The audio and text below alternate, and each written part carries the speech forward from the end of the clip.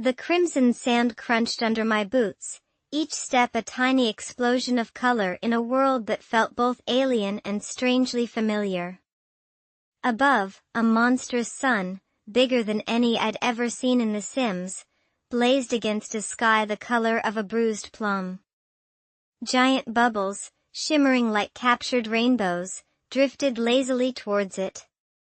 This was Xylos, a planet whispered about in hushed tones back at the academy, a place where the laws of physics took a vacation and logic went to die.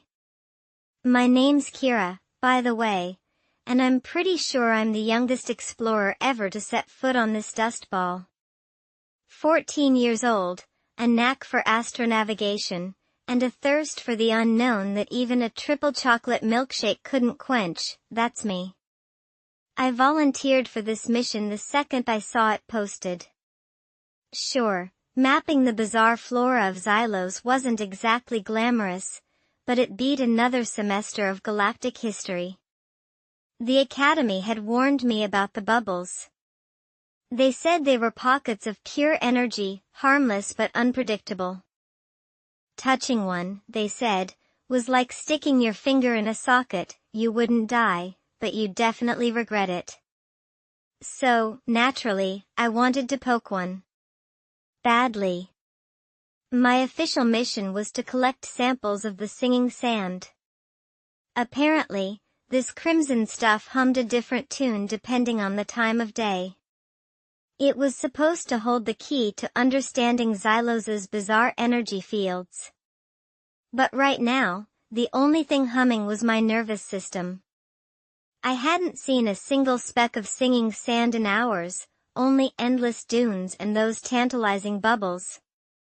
In the distance, I saw it, a jagged rock formation that looked suspiciously like a giant, fossilized hand reaching for the sky.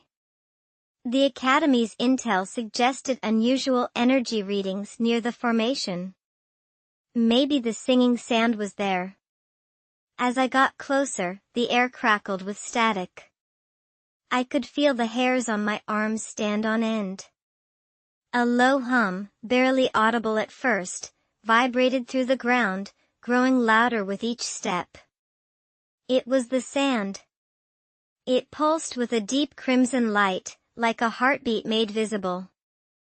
Suddenly, one of the giant bubbles, bigger than my entire hovercraft, detached itself from the cluster above and began to descend, heading straight for the singing sand. This was it. A chance to see what happened when irresistible force met, well, really weird sand. I scrambled behind a boulder, my heart pounding like a drum solo. The bubble touched down, engulfing the singing sand in an ethereal glow. The humming intensified, morphing into a high-pitched whine that made my teeth ache. Then, silence. The bubble pulsed once, twice, then with a loud pop, it vanished. The singing sand was gone too, leaving behind only a faint shimmer in the air. Where it had been, a single, perfectly formed crystal lay glowing softly. It pulsed with the same crimson light as the sand, but this was different. This felt ancient. Powerful. Cautiously, I reached out and touched it. A jolt of energy surged through me, not painful, but overwhelming. Images flooded my mind, swirling galaxies, alien landscapes, and equations I couldn't begin to understand. Then, just as quickly, it was over. I held the crystal up to the monstrous sun. It refracted the light, casting a rainbow of colors onto the crimson sand. I knew, with a certainty that went beyond logic, that this was more than just a pretty rock. This was a key to unlocking secrets the Academy could only dream of. And somehow I, Kira, 14-year-old explorer extraordinaire, held it in my hand. My adventure on Xylos, it seemed, had just begun.